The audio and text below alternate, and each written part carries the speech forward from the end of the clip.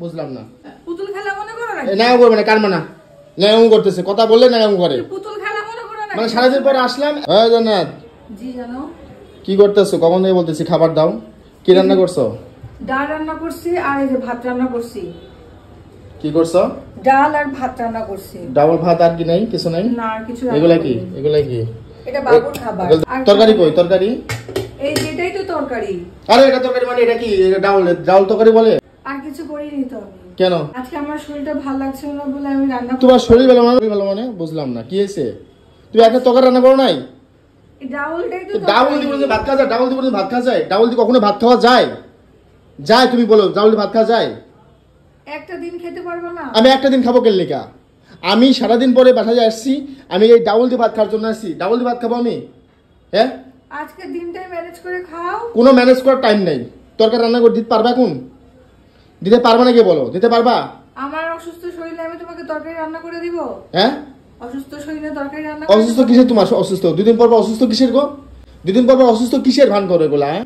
ডাবলটাকে খোঁজ রাখো মেয়েদের জীবনে কি হয় শরীরে আমাদের তো খালি দাসীর মতো খালি কাজ করায় নাও রান্না করা থাকে সারাদিন পরে এসে খাও খাবার রেডি থাকে আজকে একটু এলোমেলো হয়েছে তোমার আজকে এরকম ব্যবহার করতেছো এরকম ব্যবহার কেন করবো না আজব তো তুমি ডাউল রান্না করতে তরকারি রান্না কি সমস্যা ছিল তোমার তুমি কি পড়ে গেছিলা অসুস্থ পড়ে গেছিলা মাথা ঘোরা না তোমার কি হয়েছিল পড়ে গেলে তখন তুমি আমারে পাইতা হ্যাঁ খুঁজে পাইতা বাসায় এসে তোমার এই রান্না আমি খাবো না তুমি বাবুর জন্য এগুলা এই কি সব রাখছো তুমি ডাউল রান্না করে রাখছো আমি বুঝলাম না তুমি তরকারি একটা রান্না করতে কি সমস্যা ছিল তুমি একটা ভর্তা করতে পারতা তুমি একটা ডিম ভাজি করে দিতে পারতা এখন করে দিব কি করে দিবা ভর্তা ডিম ভাজি করে দিব ভর্তা ডিম ভাজি এখন করে দিবা মানে ভর্তা ডিম ভাজি এখন মানে বুঝলাম না তুমি এমন ভর্তা ডিম ভাজি আমি খাবো কখন এখনই করে দিচ্ছি তুমি এরকম করো সব সময়ের জন্য আমার সাথে কি সব সময়ের জন্য মরি হ্যাঁ একটা না একটা সমস্যা থাকবে কেন একটা সমস্যা থাকবে তোমার সমস্যা থাকলে তুমি আমাকে বলবা একবার ওকে শুনো যে আমি বলবো তোমাকে তুমি তো না শুনে আমার সাথে এরকম আজব ব্যবহার করতেছো কি শুনবো কি শোনার কি আছে বলো সারাটা দিন বাসায় থাকো সারাটা দিন বাসায় তুমি কি করো তাহলে কি করো একটা তরকারি রান্না করতে পারো নাই হ্যাঁ মেয়ে মানুষের কি একটা কাজ থাকে যে শুধু একটা তরকারি রান্না করলে কাজ ফুরায় যায় তো কি করা যায় সবকিছু তো এসে গুছানো পাও সেজন্য বুঝতে পারো না যে এতগুলো কবে গুছানো পেলাম কোনো কিছু গুছানো পাই নাই হ্যাঁ একটা ডাউল একটা ভাজি ভর্তা যেগুলো খাওয়াই যায় না ভাত খাওয়াই যায় না কি রান্না করে আল্লাহ জানে কি রান্না শিখাইছো তুমি তোর বাবা মার থেকে কি রান্না করে শিখাইছো যে খাওয়া যায় না না শিখছে তাও তো রান্না করে তোমাকে দেওয়ার চেষ্টা করি তুমি তোমার ডাউল দিয়ে ভাত তুমি খাও তোমার ডাউল দিয়ে তুমি ভাত খাও